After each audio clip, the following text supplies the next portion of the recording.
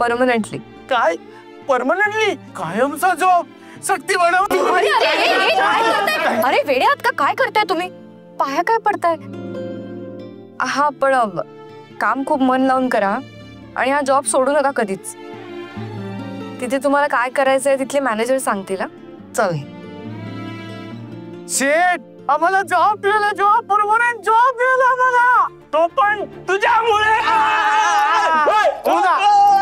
शेठ, तू आमच्या आयुष्यात आला, मग तुझ्या आयुष्यात शक्ती मॅडम आल्या, मग आमच्या आयुष्यात हा परमनंट जॉब आला.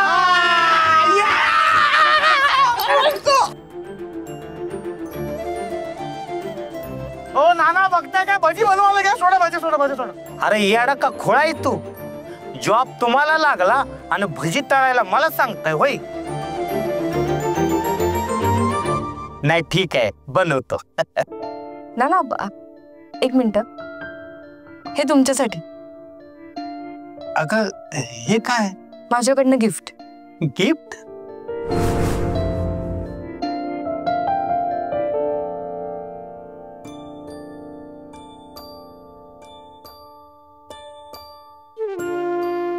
माझ्यासाठी?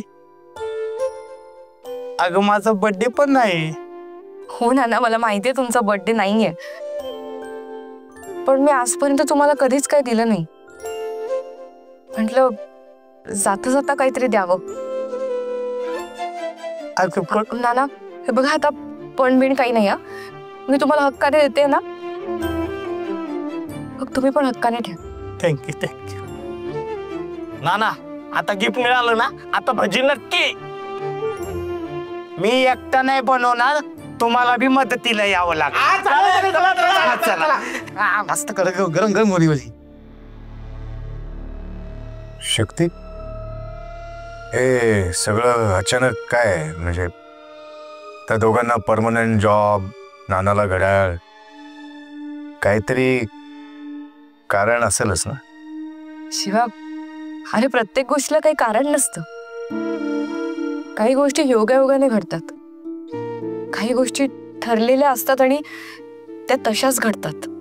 बघ ना, त्या गोष्टी घडत असताना आपल्याला कळत नाही की काय घडतंय, पण ते घडून गेल्यानंतर त्या सगळ्याची टोटल आपल्याला लागते.